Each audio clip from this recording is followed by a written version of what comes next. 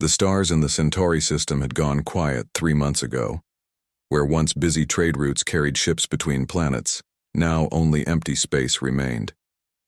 Captain Jake Morrison stood on the bridge of the human ship New Frontier, watching the dead worlds drift past their view screen.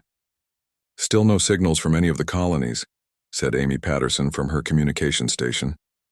She was a young woman with bright eyes that had seen too much empty space lately. "It's like everyone just vanished. Or something made them vanish," muttered Danny Rodriguez. The ship's engineer was a stocky man who always expected the worst from broken machinery, and apparently from the universe too. He pointed at his readings.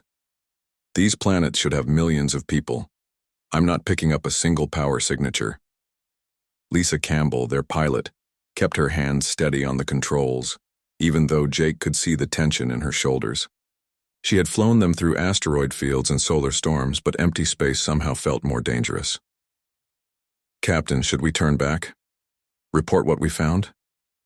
Jake looked at the data scrolling across his screen. 7 worlds that once held thriving human colonies, all silent, all dark. His security chief, Ryan Brooks, stood behind him, hand resting on his weapon. Ryan was the kind of man who prepared for trouble even when there was no sign of it. "We need to know what happened," Jake said. "Take us to the nearest planet, maybe someone survived." The New Frontier moved toward the 3rd planet in the system. It had once been called Haven, home to 2 million colonists who grew food for the other worlds. Now it looked like a brown marble floating in space. No city lights, no orbital stations. Nothing. "There," Ryan said, pointing at the screen. "Something's moving near the planet." Jake felt his blood turn cold. Ships were approaching them. Not human ships. These were long and black, covered in sharp edges that looked like teeth. They moved through space like hunting animals, silent and deadly. "How many?" Jake asked. 12, Lisa said. Her voice was tight. "Big ones. They're surrounding us." Amy's hands flew over her console. "I'm getting signals now, not from the planet, from those ships." She looked up at Jake with wide eyes. "Captain, I think we found what happened to the colonies." The alien ships formed a perfect circle around the New Frontier. Jake had seen military formations before, but this felt different. This felt like predators circling their prey. "Captain Morrison," Ryan said quietly, "we should run. Right now." Jake wanted to agree. Every instinct told him to order Lisa to punch the engines and get them out of there. But running meant leaving questions unanswered. It meant other human ships might fly into the same trap. "Hold position," he said. "Let's see what they want." The largest alien ship moved closer. It was 3 times the size of the New Frontier, covered in weapons that looked like claws. A beam of light connected the 2 ships, and Jake realized the aliens were preparing to board them. "They're cutting through our hull," Danny reported. "I can't stop them. Whatever they're using, it goes through our armor like paper." "All crew to defensive positions," Jake ordered. But he knew it wouldn't matter. If these aliens could destroy entire colonies, his small exploration ship wouldn't last long. The cutting beam finished its work.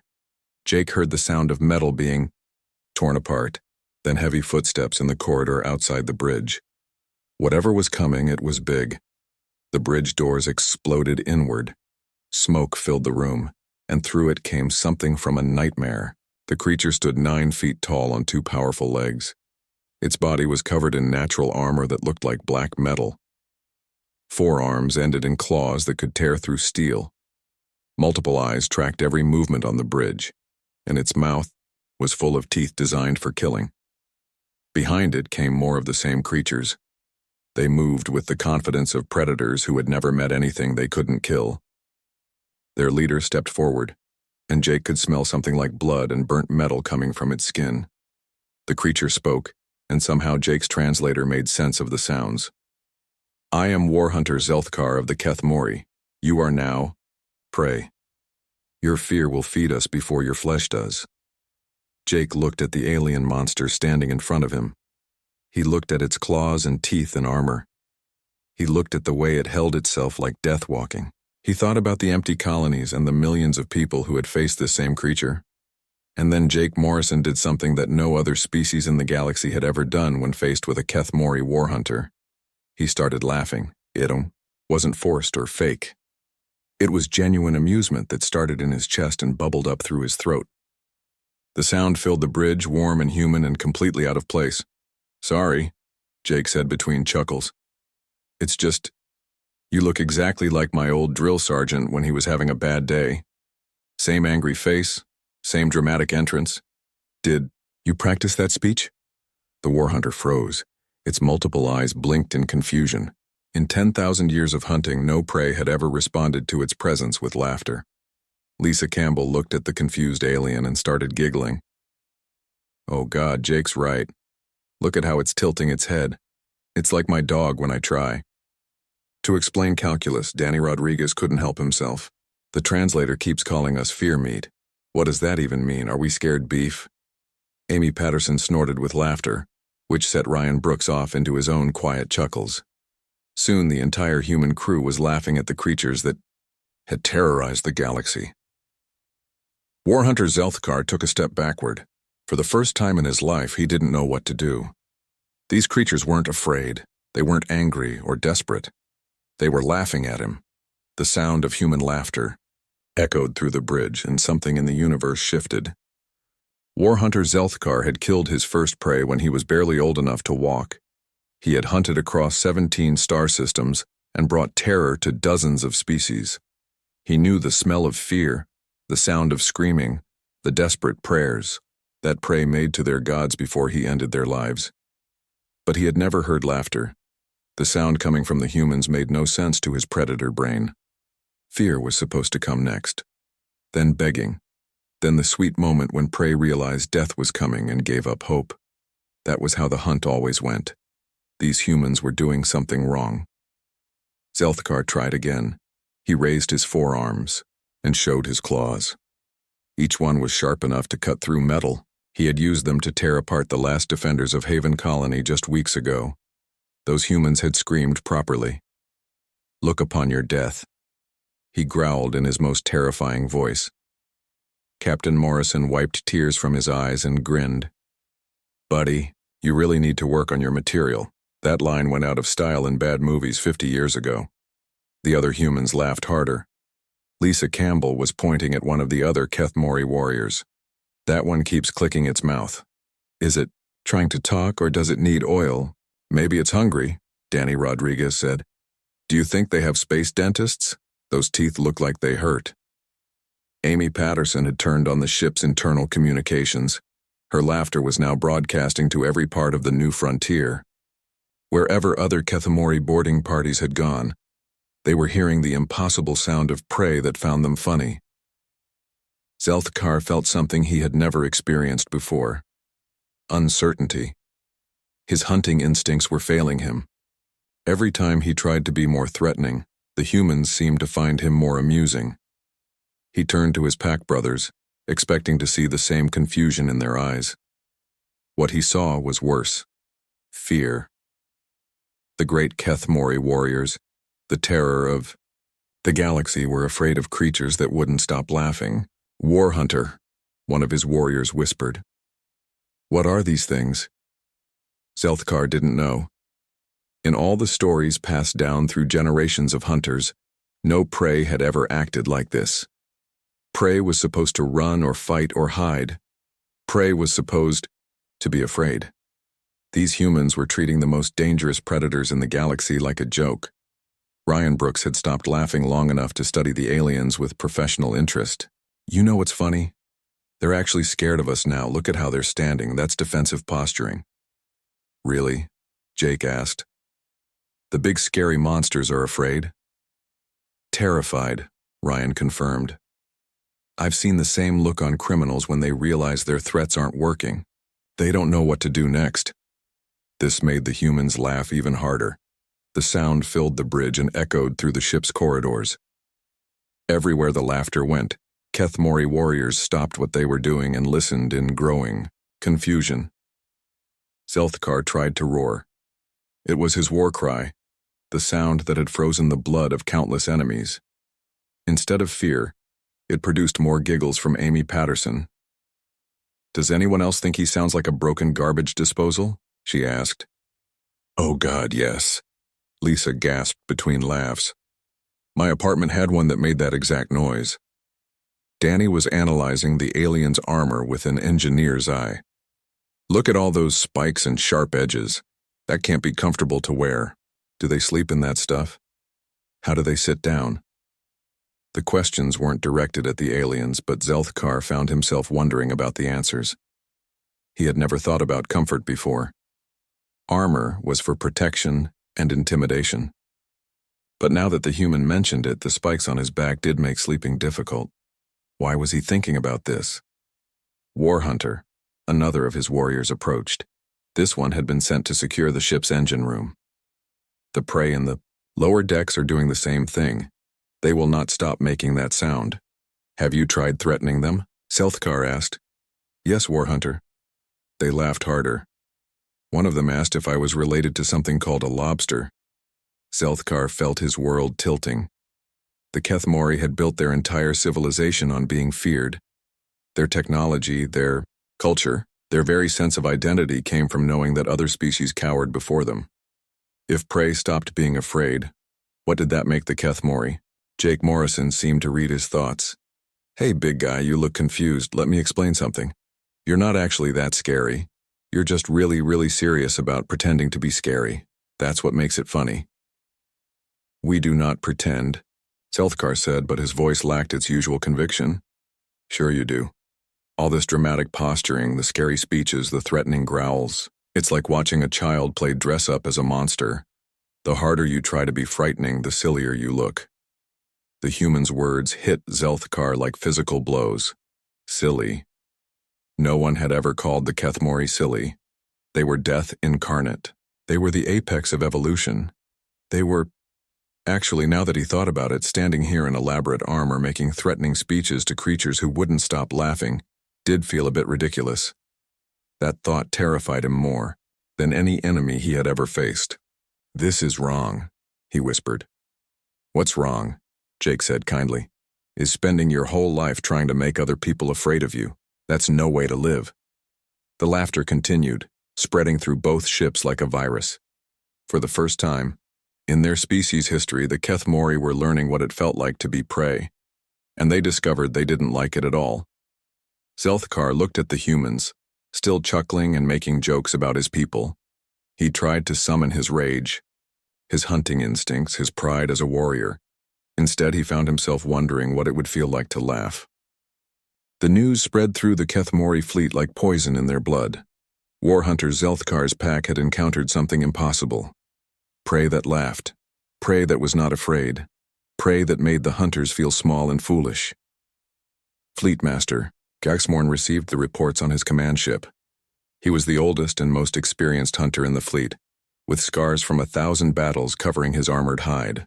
He had seen entire civilizations bow before his might, but now his warriors were coming to him with stories that made no sense. They mock us, reported War Hunter Klethvar, who had just returned from boarding another human ship. These creatures have no fear. They point at us and make sounds. Happy sounds. It disturbs the pack. Gaxmorn studied the tactical displays. The human fleet had arrived while his warriors were still confused by the laughing prey.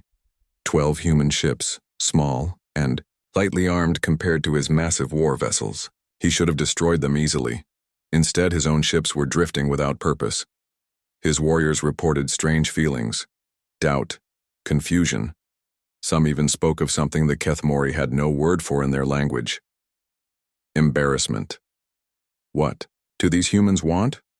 Gaxmorn asked. To talk, Klethvar said. They keep asking if we are okay. They offer to help us with something they call therapy. Admiral Greg Parker stood on the bridge of his flagship, watching the alien fleet through. His view screen, the creatures that had terrorized the galaxy for generations were acting like lost children. Their ships moved in confused circles. Some had stopped moving entirely. Sir, said his communications officer, Helen Foster, I'm getting more signals from the alien fleet. They sound distressed. Play them, Greg ordered. The bridge filled with sounds that their translators struggled to process, whimpering, confused chittering, what sounded like crying. These were the voices of the galaxy's most feared predators, and they sounded broken. God, whispered Dr. Kevin Walsh, the fleet's specialist in alien behavior. What did Captain Morrison's people do to them? They laughed, Greg said simply. And somehow that was worse than any weapon we could have used. Dr. Walsh was studying the readings from his instruments. Admiral, I think these creatures are having what we might call a panic attack. Their entire identity is built around being scary. When that stops working, they don't know who they are anymore. Helen Foster looked up from her console. Sir, I'm getting a signal from the New Frontier. Captain Morrison wants to speak with you. Jake Morrison's face appeared on the main screen. Behind him, Greg could see the alien warriors still standing on his bridge, but they looked different now. Smaller somehow, less threatening. Admiral Parker, Jake said. I think we've accidentally broken their brains. Explain. These Keth Mori, they're like bullies who've never been stood up to. Their whole society is based on making other people afraid. But humans have this thing where we laugh when we're nervous or when something seems absurd. To us, giant bug monsters making scary speeches is just funny. One of the aliens on Jake's bridge made a sad chirping sound. Jake patted its arm gently, like comforting a child. The problem is, Jake continued, they don't know how to handle it. They've spent so long being the predators that they've forgotten how to be anything else. Now they're experiencing fear for the first time, and it's destroying them. Greg watched as more reports came in from across the fleet. Human ships were finding Keth Mori vessels drifting helplessly. Some of the alien crews had sealed themselves in their quarters. Others were sending confused messages asking for help. What do you recommend, Captain? Greg asked. We help them, Jake said without hesitation. Look, they've done terrible things. They've killed millions of people, but right now they're just scared and confused. We can either destroy them while they're helpless, or we can show them there's another way to live. Dr. Walsh stepped forward. Admiral, if I may, this could be a unique opportunity. These creatures have never experienced anything but dominance and submission. They don't understand concepts like mercy or compassion. We could teach them. And if they recover and go back to killing? Greg asked. Then we'll deal with that when it happens, Jake said. But right now, they're not killers. They're just frightened. Animals who don't understand why their claws and teeth don't work anymore. Greg made his decision. All ships, stand down weapons. Prepare humanitarian aid packages. Medical teams, psychological support, whatever they need. Sir? Helen Foster looked confused. These are the creatures that destroyed the Centauri colonies. Yes, Greg said, and now they're learning what it feels like to be helpless. Maybe that's exactly what they needed to learn. Across the fleet, human ships moved closer to the disabled Keth Mori vessels. Instead of weapons, they offered food, medical supplies, and something the aliens had never received before: kindness. On the New Frontier, war hunter Zelthkar watched the humans work. They were gentle with his warriors, speaking softly and moving slowly. They didn't try to hurt the Yo. Creatures who had come to kill them. Why do you help us? He asked Jake Morrison. Jake thought for a moment. Because that's what people do. When someone's in trouble, you help them, even if they've been your enemy. This is not how hunting works, Zelthkar said. No, Jake agreed. But maybe it's time to stop hunting and start living. For the first time in his life, Zelthkar began to wonder what living without hunting might feel like. The thought was terrifying and strangely hopeful at the same time. 3 weeks after the first contact with the humans, word spread across the galaxy like wildfire. The Keth Mori, the most feared predators in known space, had been stopped not by weapons or armies, but by laughter. Species that had hidden in fear for generations began to whisper about the humans who made monsters afraid. On the planet Veltar Prime, refugee camps held the last survivors of the Keth Mori assault. Elder Keth Nara had watched her people's cities burn and their children taken as prey. She had lost hope long ago, but when the human broadcasts reached their camp, something changed. The humans were sharing something called comedy shows.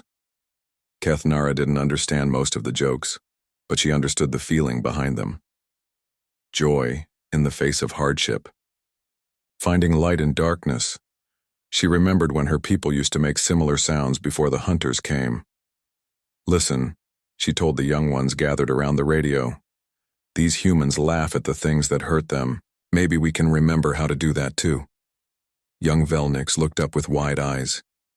But grandmother, the hunters will hear us. They will come back. The hunters are afraid now, Kethnara said, and for the first time in months she smiled. Maybe it's time for us to stop being afraid too. Lieutenant Colonel Beth Turner led the joint rescue mission to the Kethmori prison world of Skarmoth. Her ships carried soldiers from 6 different species, all united by one thing. They had all learned to laugh at their former oppressors. Remember, Beth told her team, no weapons unless absolutely necessary. Our main equipment is right here. She held up a small speaker. Every human comedy special, every joke, every giggle we could record. That's our ammunition. The prison world came into view. A gray planet covered in massive camps where millions of beings waited to be processed as food.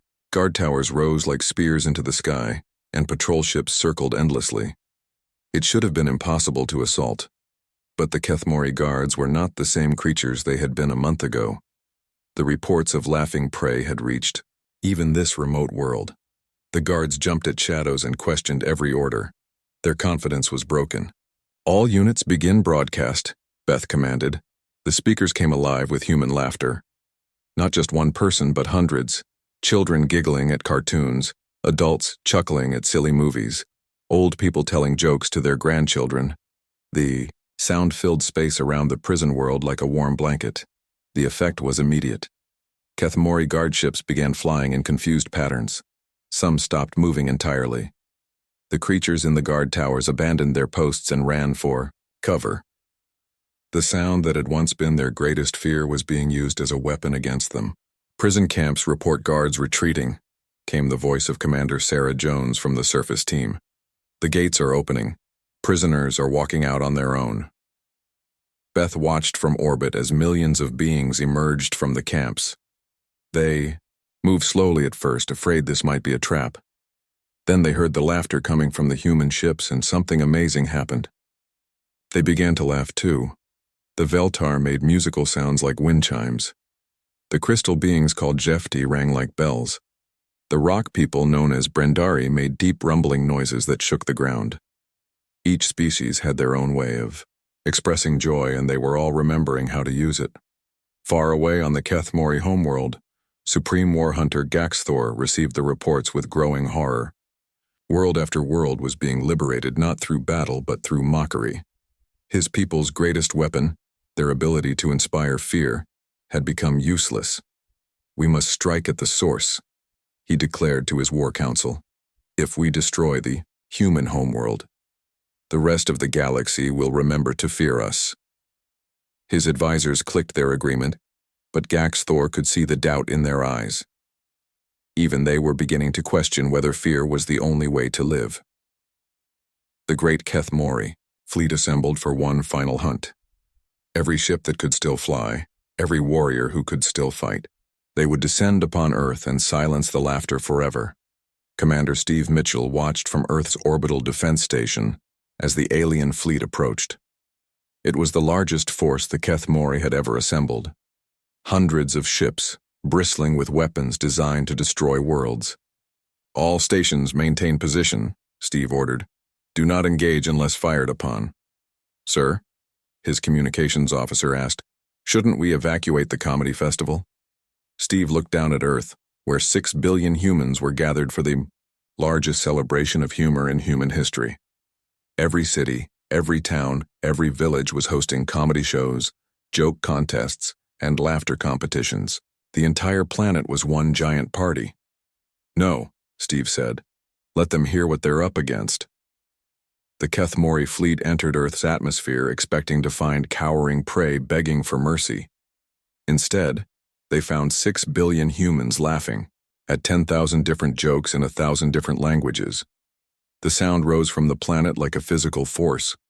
The harmonic resonance of that much simultaneous laughter hit the Kethmori nervous systems like a hammer. Warriors who had conquered star systems began fainting at their posts. Ships drifted out of formation as their crews curled up in shock. Supreme War Hunter Gaxthor himself staggered as the waves of laughter washed over him. For the first time in his life, he understood what prey felt like when faced with something they couldn't fight.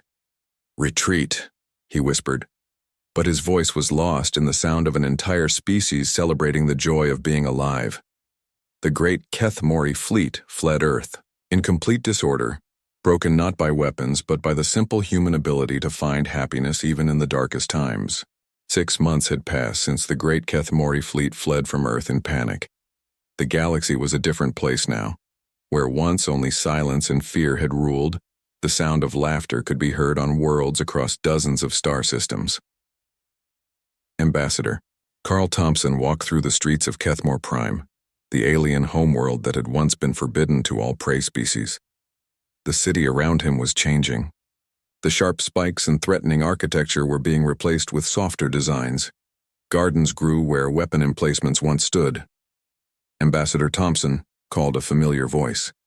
Carl turned to see War Hunter Zelthkar approaching, but the creature looked nothing like the terrifying predator who had boarded the new frontier. The elaborate armor was gone, replaced by simple clothing. The claws had been filed down. Most importantly, his posture was different. Less threatening, more curious. "Hello, Zell," Carl said, using the shortened name the former hunter had chosen for himself. "How are the therapy sessions going?" Zell made a sound that was almost a chuckle. "Almost. Dr. Rodriguez says I am making progress. Today I told my first joke about myself." "Really? Let me hear it." Zell looked nervous, the way anyone looks when they're trying something new. "Why did the Keth Mori cross the galaxy?" He paused, building suspense like he'd been taught, to get to the other side and realize he forgot why he was running. Carl laughed, not just at the joke, but at the effort behind it. "That's actually pretty good. Self-deprecating humor is advanced stuff." "Self-deprecating," Zell repeated, practicing the word. "Making fun of oneself. This is still strange to me. In the old days, admitting weakness meant death. In the old days, a lot of things were different," Carl agreed. They walked together toward the building that had once been the War Council chambers. Now it housed the Galactic Rehabilitation Center, where former Keth Mori warriors learned to live without hunting. Inside, Dr. Janet Rodriguez was leading a group therapy session. 8 former hunters sat in a circle sharing their experiences. Carl had watched these sessions before. The progress was slow but real. "I had a nightmare again," one of the aliens was saying. "But this time, instead of hunting prey, I dreamed. I was at one of those human comedy clubs. I was on stage and everyone was laughing with me, not at me." "How did that make you feel?" Dr. Rodriguez asked. "Confused," the alien admitted. "But also, happy?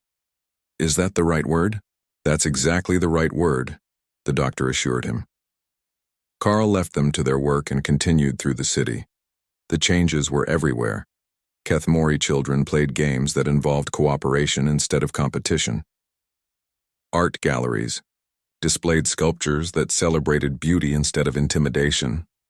Music filled the air, and some of it even sounded joyful. In the central plaza, a crowd had gathered around something Carl had never expected to see. A Keth Mori was performing stand-up comedy. The jokes were simple, mostly about the confusion of learning to live peacefully, but the audience was laughing. Real laughter, not the nervous sounds of creatures afraid to offend. Carl's communicator buzzed. "Ambassador, this is Admiral Morrison. Are you free for a call?" Jake Morrison's face appeared on the small screen. He was calling from New Harmony, one of the first joint human-alien colonies established after the war. "Carl, you need to see this," Jake said. "We've got Veltar refugees starting their own comedy troupes. The Jefti are composing what they call laugh symphonies. Even the Brendari have figured out how to make jokes about rocks." "How's the integration going?" Carl asked. "Better than anyone hoped. When species bond over humor, they bond fast. We've got mixed crews on dozens of ships now. Turns out when you can laugh together, you can work together." Carl smiled.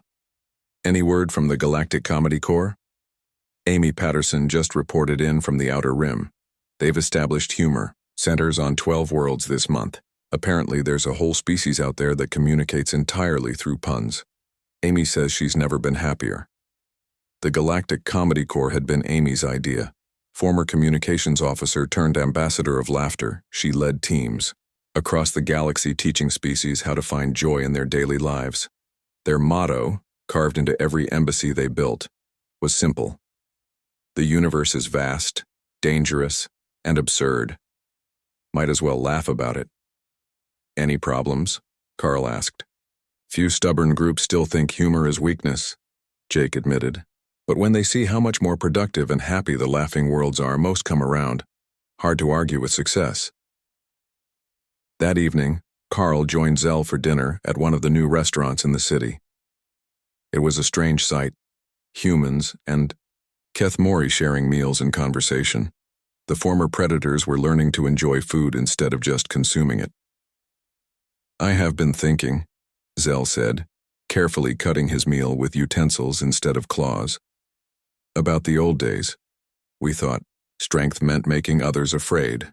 But the humans taught us that real strength is making others happy. It takes more courage to be vulnerable than to be threatening, Carl agreed. Zell nodded thoughtfully. When I first heard Captain Morrison laugh at me, I thought he was insane. Now I understand. He was the sanest one in the room. We were the crazy ones spending our lives trying to be scary. As they ate, Zell told Carl about his plans. He wanted to travel to the worlds his people had attacked. Not to conquer, but to apologize. To help rebuild what they had destroyed. To show other species that even apex predators could change. Will they forgive us? Zell asked. Some will, Carl said honestly. Others might take longer. But the fact that you're trying matters. Their meal was interrupted by the sound of laughter from the street outside. A group of young Keth Mori had encountered a human joke book and were trying to understand why pictures of cats with funny captions were amusing. Their confused but genuine attempts at humor filled the restaurant with warmth. Zell looked at Carl with something that might have been wonder.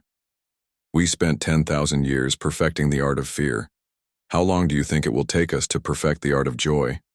Carl raised his glass in a toast. However long it takes, you've got the whole galaxy cheering you on. For the first time since his species evolved, Zell threw back his head and laughed. The sound was rough and unpracticed, but it was real. And in that moment, the transformation of the galaxy was complete.